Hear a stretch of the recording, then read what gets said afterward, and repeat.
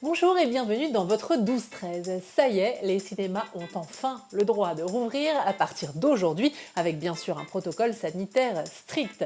Les masques seront-ils obligatoires? Pourra-t-on toujours acheter du popcorn? Les prix vont-ils augmenter?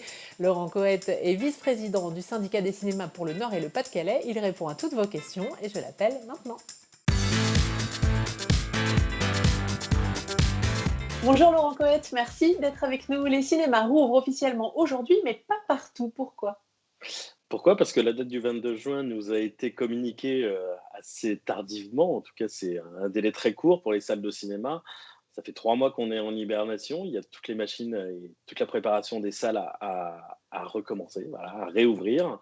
Et puis il y a des gens en vacances, il y a des gens qui avaient prévu d'autres choses. Par exemple, au Régency, ma salle, à Saint-Paul-sur-Ternoise, on a prévu un chantier. On refait toute la salle à partir du 22.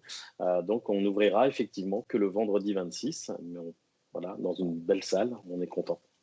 Paul demande si on aura des sièges vides de chaque côté de soi et si dans la négative on peut l'exiger. On ne pourra pas accueillir la totalité des spectateurs, ce qui va garantir effectivement un siège à gauche et un siège à droite, de chaque groupe, personne isolée, enfin peu importe, puisqu'on pourra accueillir les groupes jusqu'à 10 personnes. On ne va pas séparer les gens, mais en tout cas, effectivement, les logiciels de caisse, de placement en salle vont pouvoir garantir qu'une place vide se trouve de chaque côté de votre groupe. D'autres mesures barrières? Évidemment, enfin, celles que vous connaissez, que tout le monde connaît maintenant, les gels hydroalcooliques, les distributeurs seront présents dans les salles de cinéma. Le masque est vivement recommandé dans les cinémas, même s'il n'est pas obligatoire, mais en tout cas, beaucoup de salles vont contraindre les spectateurs à l'avoir dans les espaces de circulation ou là où on croise les gens. Les salles de cinéma sont climatisées et n'ont pas de fenêtres, nous dit Luc. Cela ne favorise-t-il pas la circulation du virus? Alors pas plus que dans un bureau ou dans un centre commercial en fait, l'air qui provient de la climatisation, vient de l'extérieur, est filtré et en fait ce n'est pas un brassage d'air mais vraiment un apport d'air neuf et puis quelque chose qui, est, préconisé, même obligatoire dans le guide sanitaire que nous avons reçu, c'est le renouvellement de l'air, via, de l'aération. Donc entre chaque séance, vous aurez les portes, qui vont être ouvertes pour pouvoir renouveler l'air tout simplement. Alors justement, si vous renouvelez l'air entre chaque séance et puis avec le nettoyage approfondi des salles, est-ce qu'il y aura moins de séances qu'avant, demande Clémence. Alors effectivement, il y aura moins de séances qu'avant parce qu'il va falloir plus de temps, entre chaque séance, pour faire le nettoyage complet, pour aérer les salles, pour éviter que les gens se croisent entre les spectateurs qui sortent et qui rentrent. Il y a, la quasi-totalité des cinémas, ont réduit leur, rythme de séance. Par exemple, le Kinépolis de l'Homme ne va commencer ses séances qu'à 18h. L'UGC à Lille, va faire 3 séances par jour, au lieu de 5 ou 6 habituellement. Donc on va réduire et le nombre de spectateurs dans les salles et le nombre des séances. Nicole n'a pas eu le temps d'aller voir De Gaulle programmé juste avant le confinement et elle demande si le film va ressortir. Alors, pas de souci pour Nicole, puisque De Gaulle fait partie des films qui ont été coupés dans leur élan, dans leur exploitation lors du confinement. Et les salles de cinéma sont plutôt solidaires avec ce film, mais comme avec d'autres, La Bonne Épouse, Un Fils, ce sont des films vraiment qui sont sortis juste avant le confinement, qui ne sont pas sortis sur les plateformes de VOD et qui vont reprendre leur exploitation normale. Donc, De Gaulle sera à l'affiche de la quasi-totalité des salles de cinéma. Question d'une gourmande, Mathilde demande si avec les mesures sanitaires on pourra continuer d'acheter des boissons et des friandises. Alors oui, la confiserie, n'est pas prohibée dans les cinémas, elle va être juste adaptée. L'offre va certainement être réduite.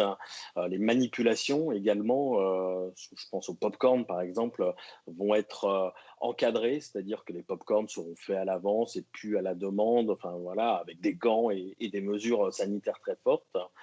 Et puis on va éviter tout ce qui est, ce qu'on appelle le vrac, voilà, les bonbons qu'on choisit, qu'on met dans un sachet. Bon, ben ça va pas être possible dans un premier temps ou alors avec des mesures sanitaires très fortes.